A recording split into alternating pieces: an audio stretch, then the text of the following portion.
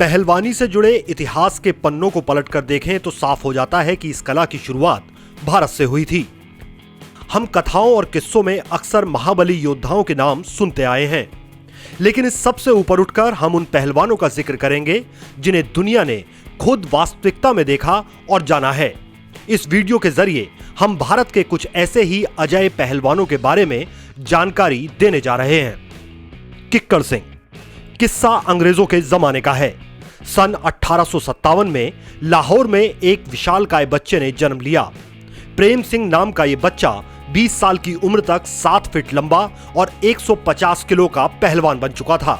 एक बार दंगल से प्रेम सिंह घर लौटा और मां से खाना मांगा, लेकिन ईंधन के अभाव में घर में खाना नहीं बना था। ऐसे में घर में ईंधन की आपूर्ति के लिए इसने कीकर के पूरे पेड़ को जड़ से उखाड़कर मां के सामने रख दिया। बस यहीं से प्रेम सिंह का नाम किक्कर सिंह पड़ गया।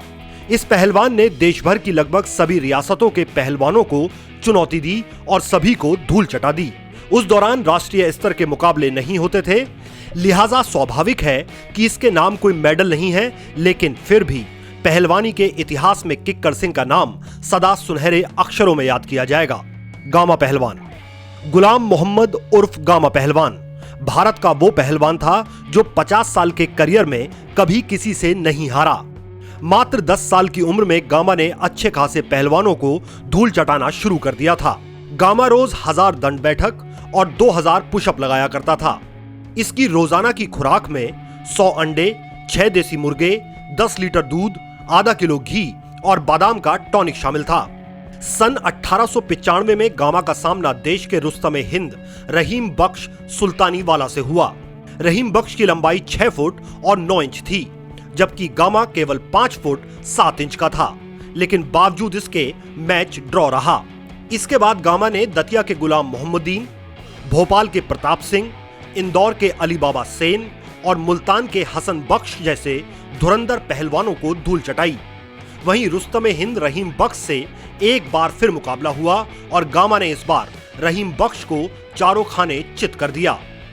यही नहीं, गामा ने दुनिया के सबसे बड़े ब्रिटिश पहलवान स्टैनिस्लॉस ज़बिस्को तक को उसी के देश में पटकनी दी और दुनिया के सबसे ताकतवर और अजय पहलवान होने का खिताब हासिल किया। दारा सिंह।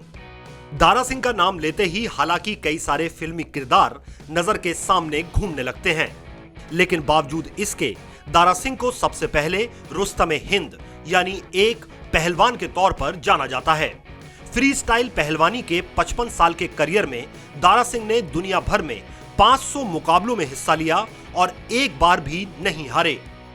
भारत में पहलवानों को धूल चटाने के बाद दारा सिंह ने सबसे पहले मलेशियाई चैंपियन त्रिलोक सिंह को हराया।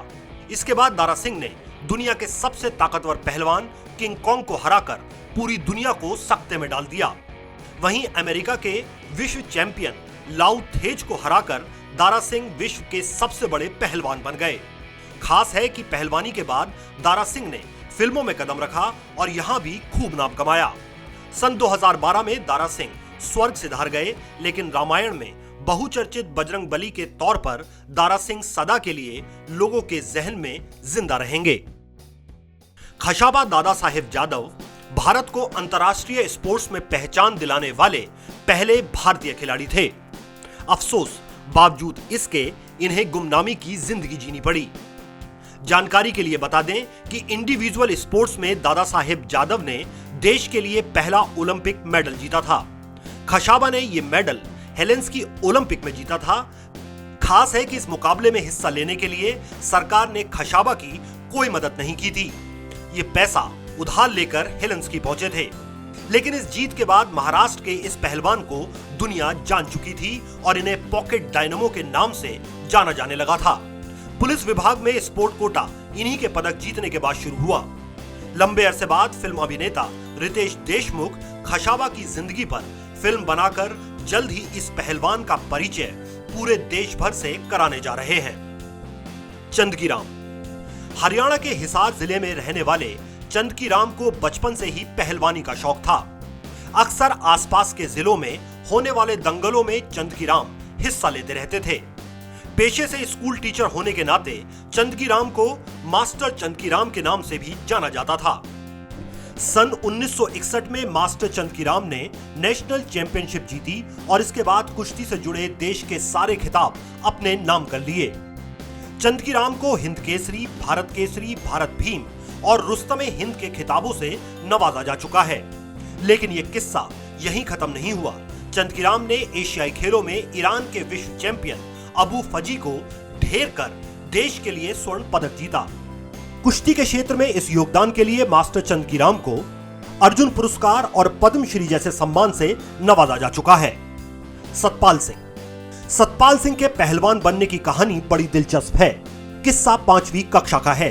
एक बार 4-5 लड़कों ने मिलकर सतपाल सिंह की पिटाई कर दी। सतपाल के पिता को इस घटना से सदमा लग गया और इन्होंने सतपाल सिंह की ट्रेनिंग शुरू कर दी। कुछ ही दिनों में सतपाल ने पहलवानी के रिकॉर्ड तोड़ने शुरू कर दिए। जल्द ही दिल्ली के हनुमान अखाड़े में सतपाल सिंह को जगह मिल गई और इसके बाद सतपाल ने कभी पीछे मुड़कर नहीं देखा। सन 1982 के एशियाई खेलों में सतपाल ने देश के लिए स्वर्ण पदक जीता और उसके बाद पदकों की झड़ी लगा दी। इन उपलब्धियों के बाद सतपाल सिंह को महाबली सतपाल के नाम से जाना जाने लगा। ये अकेले ऐसे पहलवान हैं जिन्हें मात्र 19 साल की उम्र में भारत केसरी जैसे सम्मान से नवाजा गया। इसके अलावा सतपाल सिंह को अर्जुन अवार्ड, गुरु द्रोणाचार्य अवार्ड और पद्मश्री जैसे खिताब से भी नवाजा जा चुका है। सुशील कुमार सोलंकी। महाबली सतपाल पहलवान के प्रिय शिष्य सुशील कुमार सोलंकी ने 14 साल की उम्र में पहलवानी शुरू कर दी थी। 10 साल पहलवानी के दांव पेच सीखने के बाद सन 2006 में सुशील कुमार ने दोहा एशियाई खेलों में कदम रखा और पहला कांस्य पदक जीता। इसके बाद सन 2007 में सीनियर एशियाई चैंपियनशिप में रजत और फिर कनाडा में आयोजित कॉमनवेल्थ गेम्स में देश के लिए स्वर्ण पदक हासिल किया। यही नहीं, 2008 के ओलंपिक खेलों में कांस्य पदक जीतकर सुशील कुमार ने 56 साल बाद एक बार फिर इतिहास के उस पन्ने को ताजा कर दिया जब खशाबा दादा साहेब जादव ने पहली बार देश के लिए ओलंपिक पदक हासिल किया था। खास है कि सुशील कुमार ओलंपिक खेलों में लगातार पदक जीतने वाले अकेले भारतीय खिलाड़ी हैं। योगेश्वर दत्त आज की पीढ़ी का फ्री स्टाइल पहलवान है। सन 2006 में योगेश्वर पहली बार देश के लिए दोहा एशियन गेम्स में अपने दांव आजमाने निकला। इसी बीच इसके पिता का देहांत हो गया, वहीं घुटने में चोट भी लग गई। लेकिन इस सब की परवाह किए बिना योगेश्वर ने ब्रोंज मेडल जीतकर अपने पिता के सपनों को पूरा किया। इसके बाद 2010 कॉमनवेल्थ गेम्स में गोल्ड और सन 2012 के समर ओलंपिक्स में ब्रोंज मेडल हासिल किया।